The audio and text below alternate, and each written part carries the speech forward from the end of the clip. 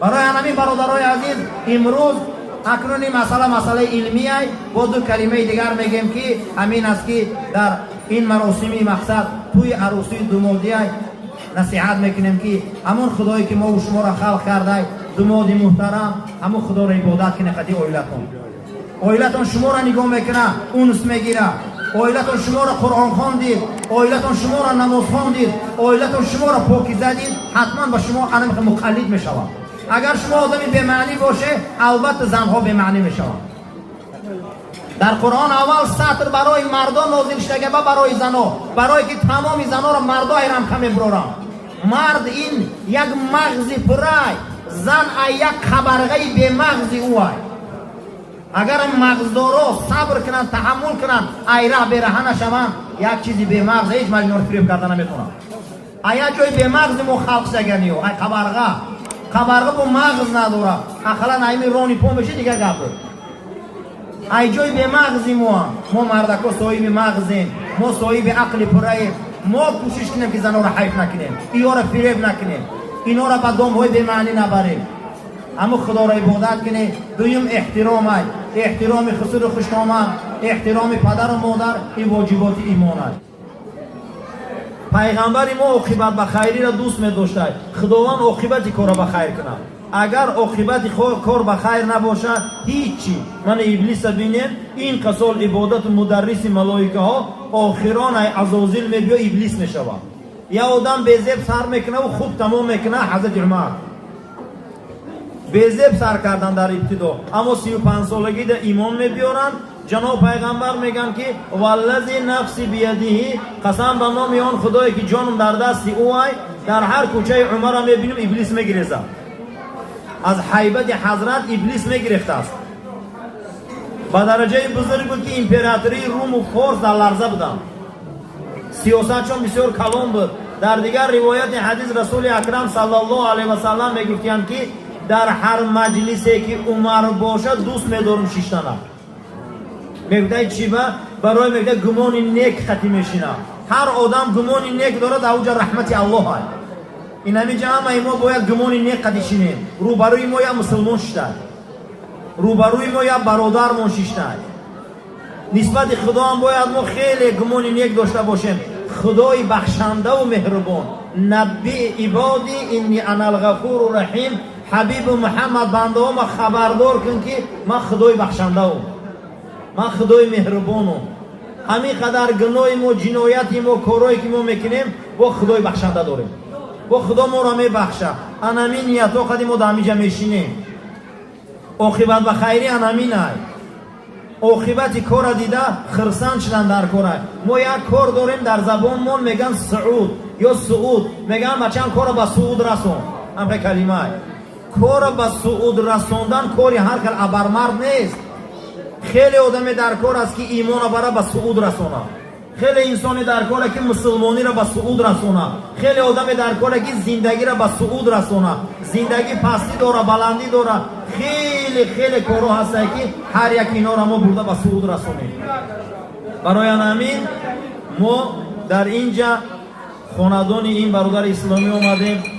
مقصد دعا میکنیم، برکت طلب میکنیم از جانب خدا که خدا برکتشون تیه، فرزندای خوبشون تیه، در قدمای شما خدا اجر و حسنات نویسه. یعنی که هر یکی شما اینجا اومده، هر یک آدم به خودش یک برکات داره، یک فیض داره.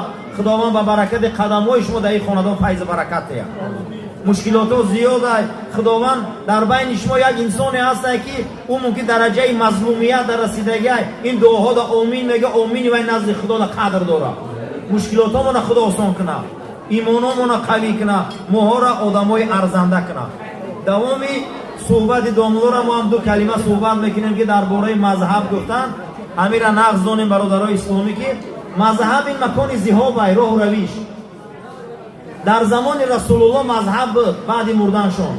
برای که اگر کتابای فقه ما نظر میکنیم، از بین 140,000 صحابه پیغمبر مجموعاً 15 تاش عالم بودن. همه صحابه عالم نبود و چند قرآن از یادم میدونستن. 15 دانه این عالم بود.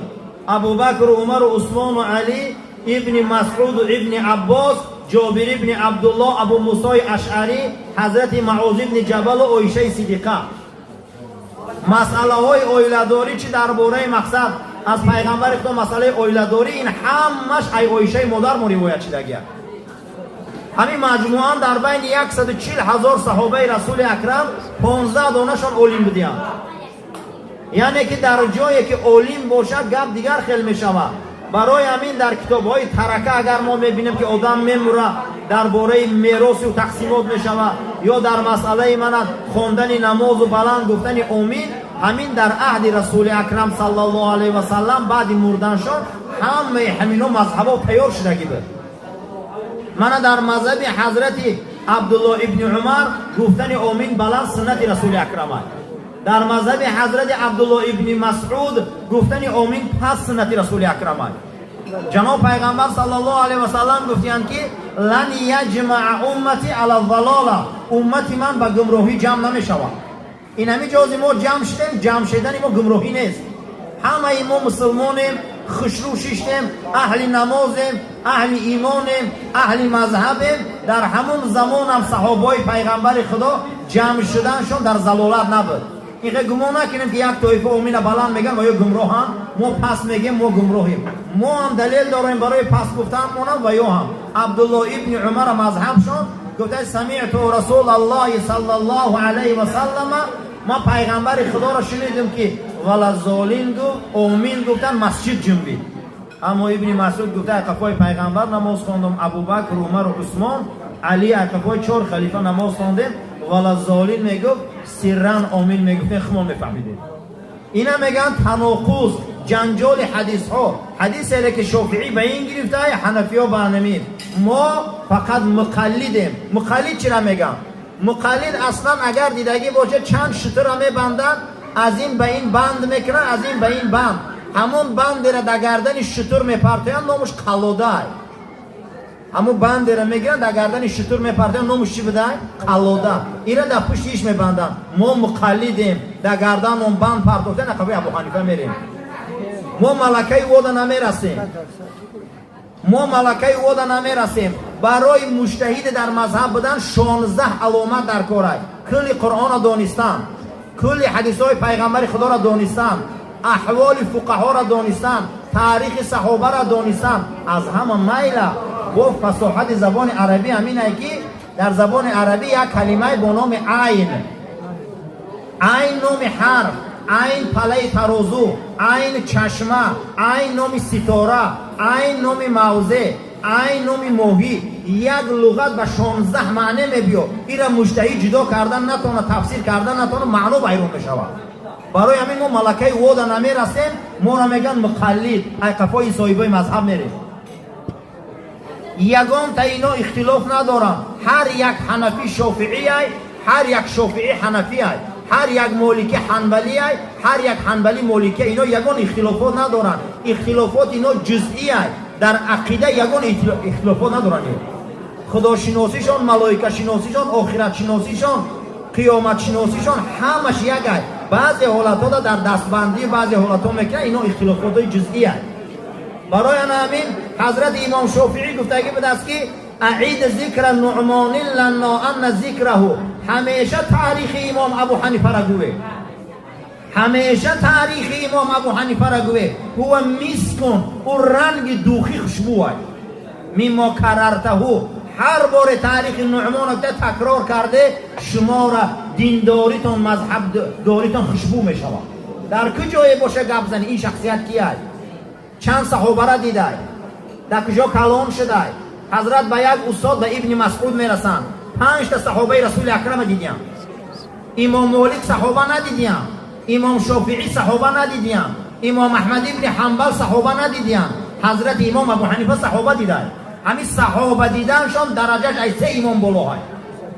پیغمبر خدا گفته بهترین مردمان کسی هستند در زمان من زندگی کردم و کسایی که صحابه من ندیدیم. حضرت امام ابو حنیفه 5 صحابه را دیدیم. یکی از اونها حضرت انس بن مالک است، یکی از اونها ابو طفیل.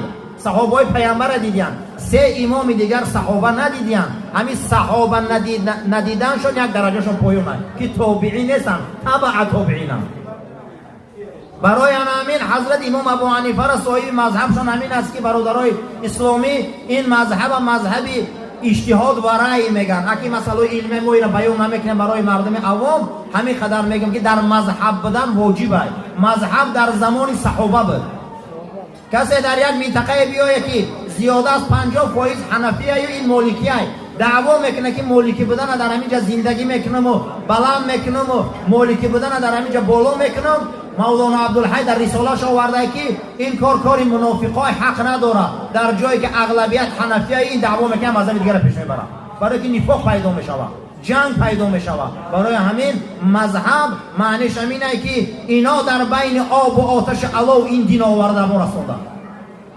اینا از چنگ مغول، اینا از چنگ این قدر امپراتورایی که دین غم دادن آورده دین برای ما رسوندن. انا همون باباهای مذهبی ما بودن و ماماهای مذهبی ما. انا همینه. امروز جریان های زیاد پیدا شدگیان، همه همینا از این مذهب برو آمدگیان. خصوصا جریان هایی که امروز عبدالحلیم ابن تیمیه و یا محمد ابن عبدالوهاب نجدی و یا البانی و همه شاخه مذهب حنبلی هم. همینا مذهب بیرون نبودن. حتی نبیره هاشون میگم بابای همین مقصد ابن تیمیه خودش حنبلی بودگی است. حتی که وقتی اختلافات 3 طلاقه را مندازه، 3 طلاقه را حکم 1 طلاق میکنه، باباشون در رساله هاش 3 طلاقه را به 1 لفظ 3 طلاق گفتگی بوده است. همین نبیره گزیدی باباش میبروید. اختلافات های زیاد های برادر امروز. مذهب چیزی مهمه. در مذهب بودن این واجبات های 4 تا مذهب اهل سنت و جماعت داره. یک تا این بزرگتریشون حضرت امام ابو حنیفه. در زمان حضرت امام ابو حنیفه صدها مذهب بود، یا مذهب نبود. مذهب لیث بود، مذهب سفیان ثوری بود، مذهب داوود بود، صدها مذهب بود. چرا همش آمدن در 4 مذهب جا گرفتن؟ سببش همینه که طلبات جمعیت دنیا هر روز نوگری داره، جوابگو شدن نتونستن. این مذهبا جوابگو شده که تونستن تا به امروز پایدارن. این جمعیت هر روز یک فتوای نو پیدا می شود، هر روز یک رویه نو پیدا می شود، هر یک مسئله نو پیدا می شود. این را باید صاحب مذهب جواب شگوه. برای همین شکر کنیم که ما صاحب همین خیل جریانای یا مذهبای قوی هستیم که ما را برده به رسول اکرم میرسونند. حتی که امام طحاوی میخواست است که مذهب نو بنیاد کنه. طحاوی حنفی در عصر 8 در خوابش حضرت امام ابو حنیفه را میبینه، اجازتش نمیده، میگه کار نکن که شیء نفاق پیدا میشه، اختلافات زیاد. حتی که خود بنده خودی محمد تقی عثمانی من وا خورده بودم. من محمد تقی عثمانی که بزرگترین حنفی های پاکستان های پرسیدم که شما به این درجه اجتهاد رسیدگی حضرت، چرا شما صاحب یک مذهب و جریان نو تشکیل نمیکنید؟ گفت من بزرگ بودم یا امام ابو یوسف، گفت من بزرگ بودم یا امام محمد، من بزرگ بودم یا امام زفر. گفتم و یا امام ابو حنیفه را دیدن مجتهدای مطلق بودن. گفتم البته اونها. گفت من در ناخون اونها برابر نمیشم. شما اونها یا مذهب نو بنیاد نکردم، من کیم خودم؟ او را دوست می‌داری؟ گفت من دعا را دوست می‌دارم. گفتن یکمش گفت همون دعایی که در هر یک رکعت نماز میخونی، اهدینا الصراط المستقیم. جناب پیغمبر صلی الله علیه و سلم اولین دعایی که در قرآن عظیم الشان سوره الحمد آمده، اینا سوره دعا هم میگن. یعنی پیغمبر خدا دوست می‌داشته که همون دعایی که در هر یک رکعت نماز خوانده میشود، اهدینا الصراط المستقیم، خدایا مایون رو برای رو هدایت کرد. این بین دین ما دین جمعیتی است که همه ما همیشه جمعیتاً دعا میکنیم خدایا همه ما را برای رو هدایت کرد. دومین دعایی که جناب پیغمبر صلی الله علیه و سلم پرسیدن کدام چیز را دوست می‌داری حضرت؟ گفت عاقبت به خیری را. خدا عاقبت کار را به خیر کنه. بسیار انسان ها چند مراتبه را اشاره کردگی هستیم. بسیار انسان ها نغز سر میکنن بیزیب تمام میکنن. بسیار انسان ها بیزیب سر میکنن نغز تمام میکنن. بسیار انسان ها نغز سر میکنن نغز تمام میکنن. بسیار آدم ها بد سر میکنن بد تمام میکنن. ابلیس نغز سر کرد بیزیب تمام کرد. ملائکه مخرب بود، 6000 سال عبادت داشت، داره مخلوقی که یک سجده کنه 2000 سال گذره. این بین که عاقبت کار کجا رفت؟ برای همین خدا آخری کار را به خیر کنه. من امروز ما ابتدای این برادر اسلامی را توی عروسیش دیدیم، به حق خرسان شدیم که امروز رحمت خدا در این خاندان است. ما دعا میکنیم که الهی اینم عاقبت کارشون بخیر شود. فرزندای زیاد بینن، نبرای زیاد بینن. پروردگار عائله بهترینی هم منطقه خودتان تاریخی هم دینی را تشکیل کنند. پروردگار مردم شریفی از گلان از بلا محفوظ دار، معرکه‌شان معرکه خیر گردان، اتحادشان قوی گردان، مشکلاتشان آسان گردان، عاقبتشان بخیر، ایمان هممون به سلامت گردان. آمین.